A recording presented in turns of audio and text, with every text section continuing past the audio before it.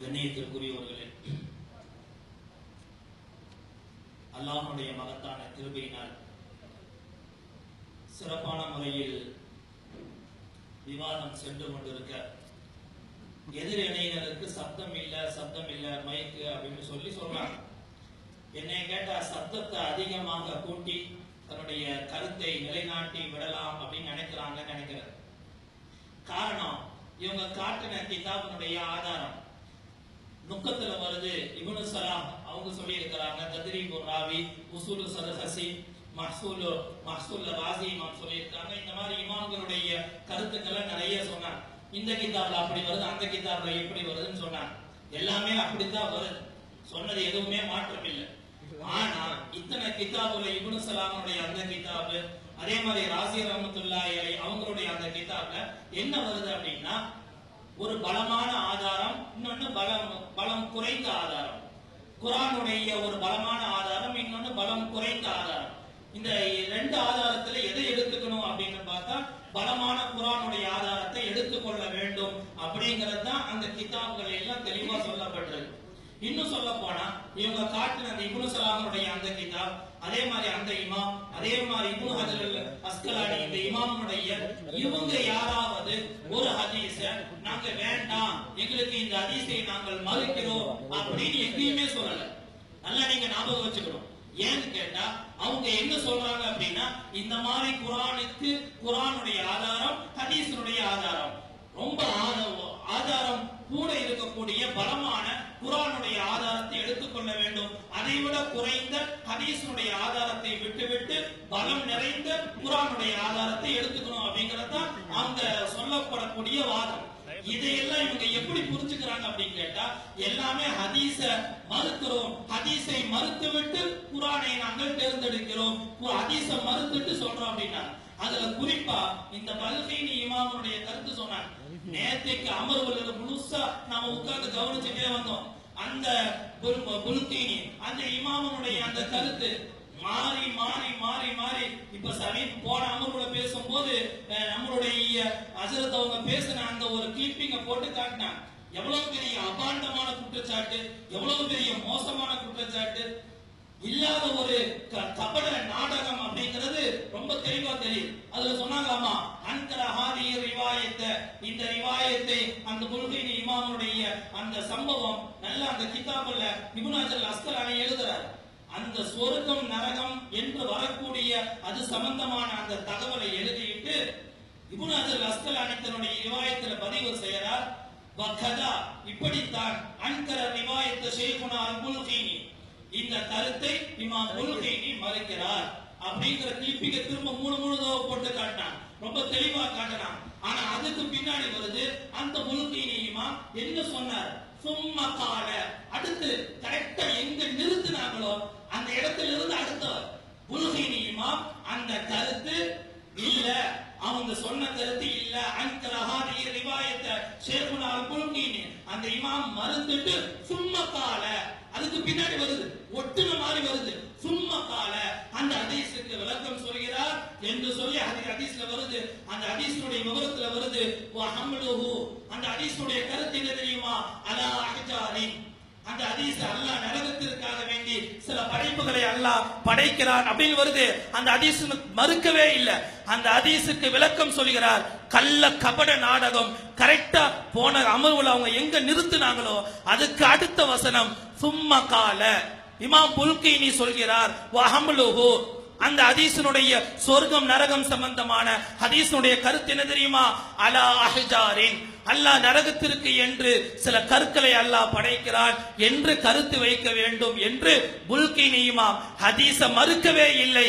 அதுக்கு பின்னாடி சும்மா கால என்று சொல்லி இமாம் தன்னுடைய கருத்தை சொல்றார். இப்படி நிறைய இவங்க சொல்றாங்க. நேற்றுக்கு பேசும்போது நிறைய சொன்னாங்க, தௌஹீத் இமாம் தௌஹீதினுடைய கொள்கைகள் அழைக்கப்பட்டு நிறைய நாங்க வந்துட்டு இருக்கிறோம்.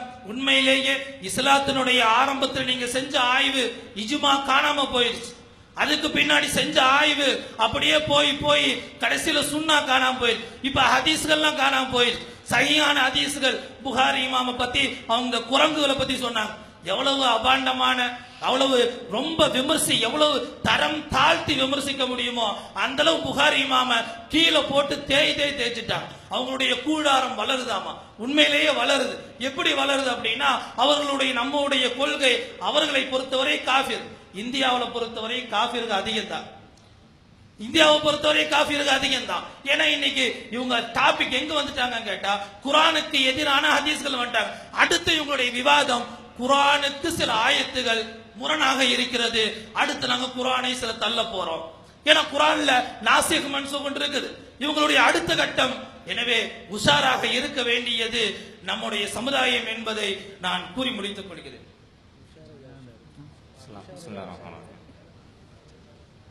அதாவது இந்த இருட்டடிப்பு செய்யறது தான் எங்களுடைய வேலை என்பதை சற்று முன்னால் உள்ளவங்க விளைச்சி சொன்னாங்க. இப்போ அபூ தாலிப் அவங்க மேட்டரை எதிர்நிலையில் எடுத்து சொன்னாங்க. ஜமாலி ஹசரத் அவர்கள் அபூ தாலிப் சம்பந்தமாக அவங்க முஸ்லீம் என்று சொல்லி அதில் அவங்க இருட்டடிப்பு செஞ்சிட்டாங்க அப்படின்னு எதிர் சொல்லி பதிவு செஞ்சாங்கல்ல, வீடியோ கிளிப் போட்டு காட்டினாங்கல்ல. அதே விவாதத்தில் ஜமாலி ஹசரத் அவர்கள் அபு தலாயில் அவர்கள் என்ன பதில் சொன்னார்கள், என்ன ஆதாரம் சொன்னார்கள் என்பதை நீங்க ஏன் போட்டு காட்டல? அதை போட்டு காட்ட வேண்டியதானே. இங்க பதில் சொன்னாங்களே இல்லையா? நான் எந்த அர்த்தத்துல சொன்னேன், எந்த கருத்துல சொன்னேன் என்ற தெளிவான பதில் சொன்னார்கள். பதிலை இருட்டடிப்பு செஞ்சு விட்டு அவங்க ஏற்கனவே பேசின பேச்சை மட்டும் போட்டு மக்களை ஏமாத்த கூடாது என்பதை நாங்க பதிவு செய்யறேன். அடுத்து என்ன கேட்டீங்கன்னா, மாலிக் இமாம் அவங்க ஹதீஸை மறுத்துட்டாங்கன்னு பெருசத்தி கொண்டு வச்சாங்க. அப்ப நம்ம என்ன சொன்னா, மறுக்கலங்க. குரான் பொதுமக்களுக்கு பொதுவான சட்டத்தை சொல்லுது. இது ஹசாம் என்கிற ஒரு பெண்ணை பத்தி, குறிப்பிட்ட ஒரு குடும்பத்தை பத்தி சொல்கிறது. குரானுக்கு குரானுடைய சட்டத்தை கொடுக்கணும், ஹதீஸுக்கு ஹதீஸுடைய சட்டத்தை கொடுக்கணும். மோத விடக்கூடாது உங்களை மாதிரி, அப்படி மோத விட்டு மறுத்தரக்கூடாது. அதனால இது குறிப்பிட்ட குடும்பத்தாருக்கு சட்டம், அது பொதுமக்களுக்கு சட்டம் அப்படின்னு சொல்லி ஹதீஸை ஏற்றிருக்கிறார்கள் அப்படின்னு சொல்லி சொன்ன உடனே மறுபடியும் சென்ற வாரத்தில் என்ன வைக்கிறாங்க, இமாம் புகாரி மாலிக் மறுத்துத்தான் இருக்கிறார். இமாம் மாலிக் மறுத்து எத்தனை தடவை இந்த பாட்டை பாடினாலும் இமாம் மாலிக் மறுக்கவில்லை என்பதை இங்கே பதிவு செய்கிற மட்டுமல்ல, அடுத்து இந்த மாதிரி தான் இமாம் மாலிக் ரஹ்மத்துல்லாஹி அவர்களுக்கு நாம் என்ன பதில் சொன்னோமோ இந்த மாதிரி தான் இவர்கள் எந்த இமாம்களை எல்லாம் வைக்கிறார்களோ, அது இப்னு அப்பாஸ் எல்லாம் மேட்டரா இருந்தாலும் சரி, இன்ஷா அதுக்கும் வருவேன். நேரம் குறுகி இருக்கிறதுனால பதில் சொல்ல நேரம் ஒத்துழைக்கல. இப்ப அடுத்து முக்கியமான விஷயம் என்ன, உம்மு ஹராம் ரலியல்லாஹு அன்ஹா அவங்க நபி ஸல்லல்லாஹு அலைஹி வஸல்லம் அந்நிய பெண்மணின்னு வாதம் வைக்கிறீங்க. நாங்க ஆதாரம் கேட்கிறோம், அந்நிய பெண்ணை யாரு கேட்டு கேட்கிறோம், என்ன ஆதாரம் சொல்லுங்க. நாங்க ஹதீஸ்ல இருந்து ஆதாரம் வைக்கிறோம், ஆதாரம் வச்சீங்க. நாங்க நூற்றாண்டு காட்டலையே, நாங்க 13 காட்டலையே, நாங்க ஹதீஸ்ல இருந்து ஆதாரம் காட்டுறோம் அப்படின்னு பொங்குனார் ஒரு ஆளு எதிர் தரப்புல. போன தடவை பொங்கி எந்த ஹதீஸ் வச்சாரு, இந்த ஹதீஸ் தான் காட்டினாங்க. இந்த ஹதீஸ்ல என்ன வருது, லா யதுகுலு அலா அஹது மினன் நிசாஇ இல்லா அலா அஸ்வாஜிஹி, நபி ஸல்லல்லாஹு அலைஹி வஸல்லம் அவர்கள் எந்த பெண்கள் வீட்டுக்கும் செல்ல மாட்டார்கள், இல்லா அலா அஸ்வாஜிஹி தனது மனைவிமார்கள் வீட்டுக்கு தவிர, இல்லா உம்மு சுலைம் ஆனால் உம்மு சுலைமையும் தவிர. அப்ப மனைவிமார்கள் வீட்டுக்கு போவாங்க, மற்ற பெண்கள் வீட்டுக்கு போக மாட்டாங்க, ஆனால் உம்மு சுலைம் வீட்டுக்கு மட்டும் போவாங்கன்னு ஹதீஸ் சொல்லுது. சரி, உம்மு சுலைம் ரலியல்லாஹு வீட்டுக்கு ஏன் அடிக்கடி சராசம் போறாங்க என்ற கேள்வி கேட்கப்படுகிற பொழுது, இன்னி அர்ஹமுஹா நான் அவங்க மேல இறக்கப்படுகிறேன், குத்தில அபூஹா மாய அவர்களுடைய சகோதரர் என்னோடு கொலை செய்யப்பட்ட யுத்தத்துல என்று சராசம் பதில் சொன்னாங்க. இந்த ஹதீஸை வச்சாங்க. வச்சுட்டு என்ன விளக்கம் சொன்னாங்க, மனைவிமார்கள் வீட்டுக்கு மட்டும்தான் போவாங்க, மற்ற பெண்கள் வீட்டுக்கு போக மாட்டாங்கன்னு என்ன அர்த்தம், அந்நிய பெண் தானே அர்த்தம், அந்நிய பெண் வீட்டுக்கு தானே சல்லாசம் போக மாட்டாங்கன்னு அர்த்தம். அப்ப உம்மு சுலைம் வீட்டுக்கு சல்லாசம் போவாங்கன்னு வருது, அப்ப அந்நிய பெண் வீட்டுக்கு தான் சல்லாசம் போயிருக்காங்க தானே ஹதீஸ் சொல்லுது. அப்ப உம்மு சுலைமும் அந்நிய பெண்மணி, உம்மு ஹராமும் அந்நிய பெண்மணி. ஸல்லல்லாஹு அலைஹி வஸல்லம் உம்மு ஹராம் என்கிற அந்நிய பெண் வீட்டுக்கு தான் போனாங்க, அவங்க மடியில படுத்தாங்க, அவங்க மேல சாஞ்சாங்க, தனிமையில இருந்தாங்க என்று எத்தனை பொய்களை சொன்னார்கள். எல்லாத்துக்கும் அந்நிய பெண் என்பதற்கு எதை ஆதாரம் வச்சாங்க, நாங்க வரலாற்று நூலை சொல்லல, முன்னால் உள்ள கதையை சொல்லல, ஹதீஸை வைக்கிறோம் என்று சொன்னவர்கள் இந்த ஹதீஸை ஏத்துக்கிறாங்களா? நாங்க இந்த ஹதீஸை மறுக்கிறோம். எவனாச்சும் உலகத்துல மறுக்கிற செய்தி ஆதாரம் வைப்பானா? நான் கேட்கிறேன். இந்த மாதிரி ஒரு மனிதரை இதுவரைக்கும் நம்ம பார்க்கல. மறுத்த ஹதீஸை இங்க சான்றாக வைக்கிறார். இன்னொரு வேடிக்கை என்ன தெரியுமா, சென்னை விவாதத்தில் இதே நடந்துச்சு. சஹாபாக்களை காஃபின்னு வாதம் வச்சாங்க, உம்மு ஹராம் ரலியல்லாஹு அவங்க மேட்டர் மறுக்கிறாங்கல்ல, எதை மறுத்தார்களோ அதைத்தான் சஹாபாக்களை காஃபிராக்கிறதுக்கு ஆதாரமா வச்சாங்க சென்னை விவாதத்தில். இங்க என்ன ஆதாரம் வைக்கிறாங்க, உம்மு ஹராம் ரலியல்லாஹு அன்ஹா ஸல்லல்லாஹு அலைஹி வஸல்லம் அந்நிய பெண்மணி. என்னங்க ஆதாரம்? இது ஆதாரம், இது ஏத்துக்கிட்டீங்களா? நாங்க மறுக்கிறோம். எப்படிங்க இருக்குது? ஆதாரமா சொல்லுவோம், ஆனா ஏத்துக்க மாட்டோம், மறுக்கிறோம். இது ஒரு இவர்கள் அறிஞர்களா, அறிவுபூர்வமான வாதமா இது என்பதையும் இங்கே நாம் புரிந்து கொள்ள வேண்டும். அடுத்து என்ன கேட்டீங்கன்னா, இந்த ஹதீஸ் எப்படி கொச்சப்படுத்துறாங்க பாருங்க. மறுக்கிறீங்க, ஆதாரம் வைக்க கூடாது. இப்ப நீங்க அந்நிய பெண் என்பதற்கு ஆதாரம் தரணும். நான் ஸல்லல்லாஹு அலைஹி வஸல்லம் அவர்கள் உம்மு ஹராம் ரலியல்லாஹு அன்ஹா அந்நிய பெண்மணி அல்ல, மஹரம் உறவுதான் என்பதற்கு ஆதாரம் வச்சிட்டேன். தஃப்லீர் ரஸஹுன் வருதா? பேன் பார்க்க சலாசம் அனுமதி கொடுத்தாங்கன்னு வருதா? அந்நிய பெண்ணை தொட விட மாட்டாங்களே, அந்நிய பெண்ணை சலாசம் தொட மாட்டாங்களே. இங்க ஒரு பெண்ணை தொட விட்டாங்க, அனுமதி கொடுத்தாங்கன்னு வரும்போதே அந்த ஹதீஸ் அறிவிக்கிறது ஸல்லல்லாஹு அலைஹி வஸல்லம் அவர்கள் அந்த பெண்மணிக்கு மஹரம் என்கிற உறவு இருக்கிறது என்பதற்கு அந்த ஹதீஸை சான்று இருந்தாங்க. ஹதீஸ் மறுக்காத ஹதீஸ் சான்றா வைக்கிறோம், நீங்க மறுக்கிற ஹதீஸ் சான்றா வைக்கிறீங்க. இது நாங்க உங்களுக்கு எனக்கு வித்தியாசம். அதனால அந்நிய பெண் என்பதற்கு நீங்க இன்னும் சான்று தர வேண்டும் என்பதை சொல்லிக் கொள்கிறோம். அடுத்து இந்த ஹதீஸை மறுக்கிறாங்களே, எப்படி மறுக்கிறாங்க? நாங்க இறக்கப்படுகிறோம் சல்லாஹ் சொல்றாங்களே. இன்னொன்னு விளங்கிக்கங்க, இங்க ஸல்லல்லாஹு அலைஹி வஸல்லம் மனைமார்கள் வீட்டுக்கு மட்டும் தான் போவாங்க, மற்ற பெண்கள் வீட்டுக்கு போக மாட்டாங்கன்னு வருது. மற்ற பெண்கள் வீட்டுக்கு போக மாட்டாங்க அப்படின்னு சொன்னா அந்நிய பெண் மட்டும் தான் அர்த்தம் எடுக்கணுமா? மற்ற பெண்கள் பொதுவா வருது, மற்ற பெண்கள் என்று வருகிற பொழுது அது அந்நிய பெண்ணையும் குறிக்கும், மஹரமான பெண்களையும் குறிக்கத்தான் செய்யும். ஸல்லல்லாஹு அலைஹி வஸல்லம் அவர்கள் அந்நிய பெண் வீட்டுக்கும் போக மாட்டாங்க, மஹரமான வீட்டுக்கும் போக மாட்டாங்க. ஆனால் மஹரம் என்கிற உறவில் இருக்கிற உம்மு சுலைம் வீட்டுக்கு அடிக்கடி போயிருக்கிறாங்க. அப்படின்னு அர்த்தம் எடுக்க முடியுமா இல்லையா? நீங்க ஏன் அந்த ஹதீஸை கொச்சப்படுத்துறதுக்கு மாற்றத்தை எடுக்கிறீங்க? அப்ப உம்மு சுலைம் என்கிற மஹரம் என்கிற உறவு பெண் வீட்டுக்கு அடிக்கடி போறாங்க. அப்ப இந்த கேள்வி வைக்கப்படுது, எத்தனையோ மஹரம் பெண் தானே செய்யறாங்க, இவங்க வீட்டுக்கு மட்டும் ஏன் அடிக்கடி போறீங்க? ஒரு காரணம் கேட்கப்படுமா இல்லையா? நான் என்னுடைய பெரியம்மா வீட்டுக்கு அடிக்கடி போறேன், சின்னம்மா வீட்டுக்கு போகல, ரெண்டு பேருமே எனக்கு மஹரம் தான், ஆனா அவங்க வீட்டுக்கு போறேன் இவங்க வீட்டுக்கு போகலையே, அங்க அதிகமா போறீங்கன்னு கேள்வி கேட்கலாமா இல்லையா? அது ஒரு நியாயமான கேள்வி தானே. அப்ப உம்மு ஹராம் வீட்டுக்கு ஏன் அடிக்கடி போறீங்க, சுலைம் வீட்டுக்கு ஏன் அடிக்கடி போறீங்கன்னு கேள்வி கேட்கப்படுகிற பொழுது அதுக்கு தான் பதில் சொல்றாங்க, நான் இல்ல அவன் சகோதரன் கூட வந்தார்ல, யுத்த காலத்துல கொல்லப்பட்டுட்டார்ல, எனக்கு இறக்க கேட்க தானே செய்யும், அந்த அடிப்படையில் அவங்கள போய் சந்திக்க போறேன். இதுல எங்க அந்நிய பெண் வருது? நீங்க அந்நிய பெண் சித்தரிக்கிறீங்க, அந்நிய பெண் சித்தரிச்சு அந்த ஹதீஸை கேவலப்படுத்துறீங்க. மட்டுமல்ல, எதை மறுக்கிறீர்களோ அதையே இங்க ஆதாரம் வைக்கிறீங்க என்பதுதான் இங்க வேடிக்கையா இருக்குது, வினோதமா இருக்குது. அடுத்து இன்னொரு முக்கியமான விஷயம் என்ன அப்படின்னு கேட்டீங்கன்னா, நிறைய வாதங்களும் வைக்க வேண்டி இருக்குது. அதனால இப்போ இப்னு அப்பாஸ் ரலியல்லாஹு அன்ஹுமா அவங்க ஹதீஸை மறுத்தாங்க நடக்கிற மாதிரி. அடுத்து அவர் அரபியை படிச்ச அந்த புல்குயினி இதுல அன்கர ஹாதிஹி ரிவாயத்தை தெளிவா வாசிக்கிறார். இந்த அறிவிப்பை அவர் மறுத்தார் அப்படின்ட்டார். அப்புறம் அதுக்கடுத்து பாருங்க, அடுத்த வரியிலேயே என்னவா இருக்கா, மறுக்கவில்லை. என்ன அர்த்தம்? இதே ஆளு அந்த பி இன்னும் வச்சுக்கிறங்க, அதுக்கு முன்னால் உள்ளவர், அவர் என்ன அதுக்கு முன்னாடி பேசினாரு, ஹதீஸ்களையே இவங்களுக்கு தெரியல, ஷாதுன்னா என்ன அப்படின்னு கேட்டார். ஒரு நம்பகமான அறிவிப்பாளருக்கு இன்னொரு நம்பகமான அறிவிப்பாளர் முரணாக அமைந்தால் அத மிக உறுதியான நம்பகமான அறிவிப்பாளருடைய செய்தி மஹ்ஃபூல், கொஞ்சம் குறைந்தவருடைய உள்ளது ஷாது. அப்ப ஷாது என்பது ஏற்றுக்கொள்ள முடியாதது, அவர் மறுக்கல, இது ஷாதினுடைய வகையில் உள்ளது அப்படின்னு தெளிவா நேற்றைய இதுலையும் சொன்னாரு, இன்னைக்கும் சொன்னாரு. இது லைவ் தானே சொல்லப்பட்டிருக்கு, பிஜே எழுதியிருக்காரு. அங்க அவர் மறுக்கவே இல்லை என்றால் ஏங்க ஷாதுன்னு நீங்க சொல்றீங்க, ஏன் லைவ்னு வரணும்னு கேட்கிறேன். அந்த அறிவிப்பை அவர் மறுக்கல, அதுக்கு விளக்கம் கொடுக்கிறார், அதுக்கு கருத்து கொடுக்கிறாருன்னா ஏத்துக்கிட்டாருன்னு அர்த்தம். அப்ப ஏன் ஷாது வகையில சேர்க்கணும், ஏன் இட்டுக்கட்ட வகையில தான் சேர்க்க கூடாது தவிர ஷாதுனால ஹதீஸ்ல என்ன சொல்றாங்க தெரியுமா? ஹதீஸினுடைய சாதாரண ஹதீஸ் மர்தூத், நிராகரிக்கப்பட்டது, இப்படி சொல்லுங்க. இட்டுக்கட்டப்பட்டதுன்னு இருக்கா? ஏற்றுக்கொள்ளவில்லை மறுத்தாண்டால என்ன அர்த்தம்? ஷாதுடைய ஹதீஸை முல்குனி அவர்கள் மறுத்திருக்கிறார்கள். எந்த அடிப்படையில்? ஷாதின் அடிப்படையில். ஷாதினால மறுக்கப்பட்டது தானே, அது ஏற்றுக்கொள்ளப்பட்டதா? அது ஏற்றுக்கொள்ள வேண்டும் சொன்னா ரெண்டு தான், மக்பூல் அல்லது மர்தூத். இதுல ஷாதுடைய ஹதீஸை மர்தூத் என்னதான் ஹதீஸ்களை அறிஞர்கள் என்ன செய்யறாங்க சொல்லுகிறார்கள். இப்ப ஏக்கு பி முரணா சொல்றாரு, அப்புறம் பிக்கு சி முரணா பேசிட்டு இருக்காரு. கொஞ்ச நேரத்துக்கு முன்னால் இந்த ஹதீஸை மறுத்தார், இது லைவ் என்று பேசினார், நேற்று இது ஷாதி என்று பேசினார், இப்ப சொன்னார் அவர் மறுக்கவே இல்லை என்று சொல்லுகிறார். இது பின்னாடி எல்லாத்தையும் மொத்தமா உங்களுக்கு போட்டு காட்டுவோம். அடுத்ததாக நம்ம இந்த குர்ஆனுக்கு முரணாக இருந்தால் அந்த ஹதீஸை ஏற்றுக்கொள்ள கூடாது என்பது புதிய மதம் நஜ்ரான்ல இருந்து வந்ததெல்லாம் சொன்னாங்களே, இது அறிஞர்களே சொல்லி இருக்கிறார் என்பதற்கு நிறைய ஆதாரங்கள் இருந்தது, நேரம் இல்லதால் சொல்லல. இப்ப அடுத்து நாம் சொல்லுகிறோம் கத்தீபுல் பகதாதி. இவர் 392 பிறந்தவர், 463 இறந்தவர், ஹதீஸ்களை வல்லுநர்ல உள்ளவர். அவர் சொல்கிறார், ஹிஜ்ரி 392 463 இருக்கிறார். இதர் அவர் சிக்கத்துல் மாமூன், நம்பகமான உறுதியானவர் அறிவிக்கிறார். ஹபரன் முத்தசிலல் இஸ்னாத், அறிவிப்பாளர் வரிசை இணைந்த ஒரு செய்தியை நம்பகமான உறுதியானவர் அறிவித்தால் ருத்த பி உமூரின், சில விஷயங்கள் இருந்தால் அது நிராகரிக்கப்படும், ஏற்றுக்கொள்ளப்படாது. ஃபர்ஸ்ட் அவர் என்ன சொல்கிறார்? அஹதுஹா ஐ யுகாலிஃப மூஜிபாத்தில் உகூல், அறிவு ஏற்றுக்கொள்வதற்கு முரணாக அமைந்திருப்பது. நம்ம கூட முதல்ல குர்ஆன் தான் வைக்கிறோம். கத்தீப் பக்தாதி என்ன சொல்கிறார்னா, அறிவுக்கு பொருந்தவில்லை என்று சொன்னால் அது அறிவித்தவர் அறிவிப்பாளர் வரிசை எல்லாம் கரெக்டா இருக்கு. ஒவ்வொரு அறிவிப்பாளரும் சிக்கத்து மாமூன், நம்பகமானவர், உறுதியானவர். அப்படி அறிவித்தாலும் அது என்ன செய்யப்படும்? அறிவுக்கு பொருத்தம் இல்லையானால் நிராகரிக்கப்படும்.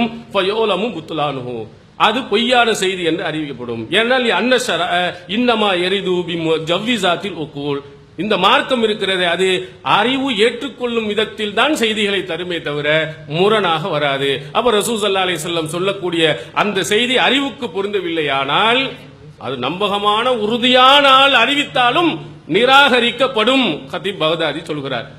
அடுத்தது அம்மா பி ஹிலாஃபில் உக்கூல், அறிவுக்கு பொருத்தமில்லாததாக இருக்குமானால் ஃபலா, அதை ஏற்றுக்கொள்ளக்கூடாது. வஸ்தானி, இரண்டாவது, நம்பகமான அறிவிப்பாளர் அறிவிக்கக்கூடிய அறிவிப்பாளர் வரிசையெல்லாம் இணைந்திருக்கக்கூடிய செய்தியை மறுப்பதற்கு இன்னொரு ஒன்று என்னென்றால் ஐயுகாலிஃப நஸ்ஸல் கிதாப் வல் சுன்னத்தல் முத்தவாத்திரா, குர்ஆனுடைய நேரடியான சொல்லுக்கு முரணாக அமைந்திருந்தால், முத்தவாத்திரான சுன்னத்துக்கு அது முரணாக அமைந்திருந்தால் ஃபயோலம் அறியப்படும் அன்னஹு லா அஸ்லலஹு, அதற்கு அசலே இல்லை, அடிப்படையே கிடையாது. அவ் அல்லது மன்சூஹுன், அல்லது மாற்றப்பட்டது என்று முடிவெடுக்க வேண்டும். யார்? கத்தீபுல் பக்தாதி. அறிவிப்பாளர் வரிசை எல்லாம் ஸ்டாங், எல்லாமே இணைந்து ஒழுங்க சூப்பரா இருக்கு. ஆனால் இது போன்ற காரணங்களினால் மறுக்கப்படுவதில் முதலாவது அறிவுக்கு ஏற்றவில்லை, ஏற்றுக்கொள்ளவில்லை, ஆனால் நிராகரிக்கப்படணும். இரண்டாவது, குர்ஆனுடைய வசனங்களுக்கு மாற்றமாக இருந்தால் அதையும் ஏற்றுக்கொள்ளக்கூடாது, நிராகரிக்க வேண்டும் என்று கத்தீபுல் பக்தாதி சொன்னார். இவர் எந்த நஜ்ரானில் இருந்து வந்தவரா, யூத குறித்தவரா, யார் என்று என்ன செய்யணும் அவங்க விளக்கணும். அடுத்த அன்பிற்குரிய சகோதரர்களே, மாலிக் இமாம் குர்ஆனுக்கு முரணா ஒரு செய்தி வருது, அதை எந்த வகையில் நியாயப்படுத்த முடியல, குர்ஆனுக்கு முன்னுரிமை கொடுத்து ஏற்றுக்கொள்கிறார். இந்த செய்தி என்ன பண்ணாராம், அவங்க அதாவது மறுத்தான்னு சொல்லி குர்ஆனுக்கு முன்னுரிமை கொடுத்தா ஒரு இமாம் சொல்லிட்டார். இன்னொரு ஆள் சொன்னாராம், அது அந்த குடும்பத்துக்கு மட்டும், அந்த ஹசமியா பெண் இருக்காங்களா இல்லையா, அவங்களுக்கு மட்டும் காசு. நான் சொன்னேன், ஒரு ஆளுக்கு மட்டும் காசுனா நபி சொல்லணும், இந்த உலகத்தில் வேற யாருக்கும் அதிகாரம் கிடையாது. ஹாஸ் என்று சொல்வது ஒரு ஆளுக்கு மட்டும் தனி சட்டம் வச்சுக்கிடுங்க, நபி தான் சொல்லணும். அப்ப வேற யாருக்கு உரிமை இருக்குது? இரண்டாவது, ஹசமியாவை தவிர வேறு யாரும் அதை பின்பற்றக்கூடாதுன்னு சொன்னால் அதை செய்தியை மறுப்பதுதான். ஹாஸ் என்று குறிப்பு என்று சொன்னால் குறிப்பிட்ட நிலையில் உள்ளவர்களுக்கு தான் வரும். நீங்க ஆம காச புரியல அப்படி நான் சொன்னேன். அதுக்கு பதிலாக இப்படித்தான் சொல்லுவாங்க தப்பிச்சு ஓடக்கூடிய காட்சியை பார்க்கிறோம். அடுத்து புல்கினி என்ன செஞ்சாரு? புகாரில செய்தியை மறுத்துட்டார். கதா அன்கர ரிவாயத்தை ஷேகுனால் புல்கினி, நம்முடைய ஆசிரியர் புல்கினி இந்த அறிவிப்பை மறுத்து விட்டார். அவர் என்ன செய்யறாரு? அவர் மறுத்துட்டார். மற்றவங்க என்ன செய்யறாங்கன்னு சொன்னோம்னா ரெண்டு கருத்து இருக்கான். ஒன்னு நரகத்துக்கு படைப்புகளையே படைச்சு போடுவான், ஏன்னா அவங்க நம்புற செய்தியில் அப்படித்தான் வருது. இன்ஷிவுலின் நாரி மையஷா, நரகத்திற்கு நாடியவர்களை படைத்து போடுவான் வருது. அப்போ ஒரு குரூப் என்ன சொல்லுது, மனுஷனை படைச்சு நரகத்தில் போடுவாங்க. இன்னொரு குரூப் என்ன சொல்லுது, அது மனுஷன் கிடையாது, கல்ல படைச்சு போடுவாங்க. இவன் புல்கினி இமாம் சொல்ற ரெண்டு கருத்து இருக்கா இல்லையா? அப்ப அவர் சொல்றாரு அஹ்ஜார், ரெண்டு கருத்து. இவர் அதை மறுத்துட்டாரு. ரெண்டு கருத்து அறிஞர்கள்ட்ட இருக்குதான். ரெண்டு கருத்துல இவர் என்ன சொல்றாருன்னா, மையவர் மறுத்துட்டு ரெண்டு கருத்து சொல்றாங்கல்ல, அது கல்ல படைச்சு போடுவான்னு ஏத்துக்கிட்டா அது சரியா குர்ஆனுக்கு எதிராக இல்லாம போயிடும். அக்ரபு மன் ஹமலஹு அலா தி ரூஹின், உயிர் உள்ளவங்களை படைச்சு போடுவான்னு சொல்றாங்களா இல்லையா? அதை விட கல்ல படைச்சு போடுவாங்கிற கருத்து தான் நெருக்கமா இருக்குது, குர்ஆனுக்கு முரண் இல்லாம இருக்குது. இவர் கருத்து மறுக்கிறது, இவர் மறுத்து விட்டார். ரெண்டு கருத்து மற்றவங்க சொல்றாங்கல்ல, அந்த ரெண்டுல எது குர்ஆனுக்கு முரண் இல்லாம இருக்குதோ அதுதான் அது, அந்த கருத்தை கொடுப்பேன் நெருக்கமானதுங்கிறார். குர்ஆனுக்கு முரண் இல்லாம இவங்க ஒரு கருத்தை சொல்றான், ஒரு கருத்தை சொல்றான், இதை வச்சுக்கிட்டா குர்ஆனுக்கு முரண் இல்லைங்கிறார். ஆனால் அவர் மறுத்ததுதான். அது தெளிவான செய்தி இருக்கிறது. அதே மாதிரி அடுத்து என்னன்னு கேட்டோம்னா, ரசூலுல்லாஹ்க்கு அவங்க பெண் பார்த்தாங்களாம், ஆனா அந்நிய பெண் கிடையாதான். நம்ம அஜத் மார்கள் என்ன செய்வாங்க, புது சட்டை எடுத்துருவாங்க. யாராவது ஏமா பேன் பார்த்துரு, பேன் பார்த்தா தங்கச்சி ஆயிடுவேன். அவங்க சட்டை எது? பேன் பார்த்தா தங்கச்சி, பேன் பார்த்தா அக்கா. உலகத்திலேயே ஒரு இந்த மாதிரி ஒரு ஆதாரத்தை யாரும் வச்சிருக்க மாட்டாங்க. பேன் பார்த்தா என்னதான் அக்கா தங்கச்சி, அவங்க ஆதாரம் பாருங்க. ரசூலுல்லாஹ் எப்படிலாம் இட்டு கட்டுறாங்க பாருங்க. பேன் பார்த்தாங்க, ரசூலுல்லாஹ் அந்நிய பெண்ணுடைய கை பட்டது கிடையாது. அது பேன் பார்த்தாங்கல்ல, ஏன்னா மதுகபத்தில் இருக்குல்ல, விபச்சாரம் பண்ண மனைவின்னு சொல்லிட்டா தண்டனை கிடையாதுன்னு சொல்லி அதே சட்டம். அந்த ஆபாசத்தை பார்த்து பார்த்து ஹதீஸ்ல எப்படிலாம் இட்டு கட்டுறாங்க பாருங்க. ஒரு செய்தி குரானுக்கு முரணா இருக்கு, நபியுடைய ஒழுக்கத்துக்கு நபியை கலங்கப்படுத்துற மாதிரி வந்தா அது பொய்ன்னு சொல்லிட்டு போவாங்களா? பேன் பார்த்தாங்கல்ல, அதனால என்னது அவங்க அந்நிய பெண் கிடையாது. அப்ப அப்படி சட்டம் சொல்லுங்க. யாரெல்லாம் ஒரு பொம்பளையை கூட பேன் பார்க்க வச்சா அந்நிய பொம்பளை கிடையாதுன்னு சொல்லிட்டு போங்க உங்க உசூல்ல.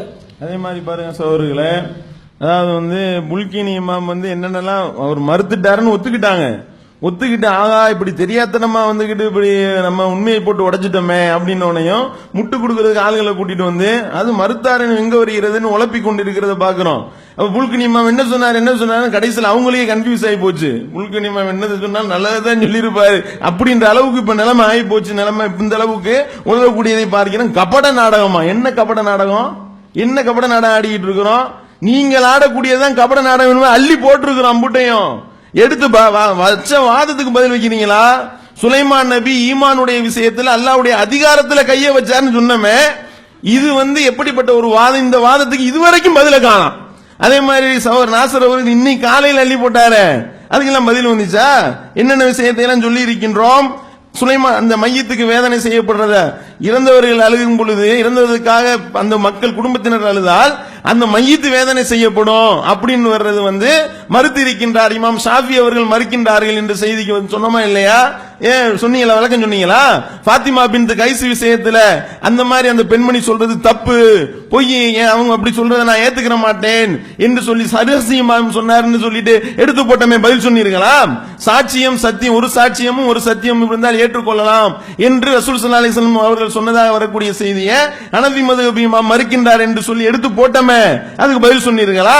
அதே மாதிரி நயவஞ்சகர்களுக்கு பாவ மன்னிப்பு தேடக்கூடிய விஷயத்துல நபி சொன்னது பொய் என்று சொல்லி அறிவு கடலாம் கசாலி எடுத்து சொன்னமே, பதில் சொன்னீர்களா? எல்லாத்துக்கும் கள்ள மௌனம் தானே உங்களுக்கு பதிலாக இருக்கின்றது. பாக்கிலானி இதை மறுத்தாருன்னு சொன்னதுக்கு பதில் சொன்னீர்களா? அதான் அடுத்து கேட்கிறாரு, ஒரு செய்தியை உம்மு சுலைம் வீட்டுக்கு ரசூலா போவாங்க அப்படிங்கிற செய்தியை நாம மறுக்கிறோம் சொன்னோம். அது நீங்க மறுக்கிறீங்கல்ல, அதற்கு ஆதாரம் எடுத்து வைக்கிறீங்க.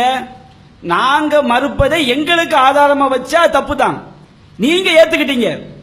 அந்த செய்தியை இப்ப நாங்க மறுக்கிற செய்தியை எங்களுக்கு ஆதாரமா வைக்கிறோம் வச்சுக்க, நாங்க ஆதாரமா காட்ட தப்பு. நாங்க மதுகப்ப மறுக்கிறோம், உங்க கருத்தை மறுக்கிறதுக்கு மதுகப்ப கொண்டு வைப்போம். உங்க மதுகப்ப எப்படி இருக்கு பதில் சொல்லுங்க. அந்த செய்தி நீங்கள் ஏற்ற செய்தியை உங்களுக்கு ஆதாரமாக காட்டுகிறோம். நீங்க அதை மறுக்கிறேன்னு சொல்லுங்க, அதை நாங்க செய்ய மாட்டோம், ஆதாரம் வைக்க மாட்டோம். இதை கூட விளங்க முடியாம அவங்க மறுக்கிறாங்க, ஆதாரம் வைக்கிறாங்கன்னா நாங்க மதுகப்ப மறுக்கிறோம், இமாம்கள் கருத்து மார்க்கம் கிடையாதுன்னு சொல்றோம். எல்லாம் நாங்க அதான் உங்களுக்கு எடுத்து வைக்க நீங்க ஏற்றுக்கிறீங்கல்ல, அதனால உங்களுக்கு எதிரான செய்யறோம், எடுத்து வைக்கத்தான் செய்வோம். அதுல நாங்க எடுத்து வச்ச தப்பு கிடையாது. அப்ப மோசடி நாம மோசடி செய்தோம் அப்படின்னு சொல்லிவிட்டு கபட நாடகம் நீங்கள உங்களுடைய அபு தலாயில் மோசடி பண்ணாருன்னு சொன்னோம்ல, இப்ப முட்டு அபு தலாயில் நாங்க ஒத்துக்கிறோம், ஆதாரத்தின் தந்தையா சேதாரத்தின் தந்தை என்று பகிரங்க குற்றச்சாட்டு வைக்கின்றோம். அவரை வைத்துக் கொண்டு சொல்றோம் அபு தத்லீஸ் என்று சொல்கின்றோம், இருட்டடிப்பின் தந்தை. ஏன் புகாரி முஸ்லீம்ல உள்ள ஹதீஸ இருட்டடிப்பு பண்ணி இருக்கின்றார் என்று சொன்னதுக்கு பதில காணோம். அதுக்கு பில்டப் எல்லாம் கொடுத்தீங்களே, முட்டு கொடுக்கிறாரு பொய்யின்ற.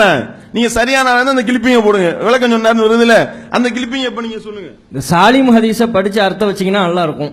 அதை ஆரம்பத்துல வாதமா வச்சீங்க, அந்த நீங்க சொன்ன அர்த்தம் தப்புன்னு நீங்க உங்களை திருப்பி அர்த்தம் வைக்க சொல்லி ரொம்ப நேரம் ஆச்சு. இதுவரையிலும் அதுக்கு மயான அமைதி எதிர்த்தரப்புல நிலவுகிறது. அதே போல இறந்தவர் சார்பாக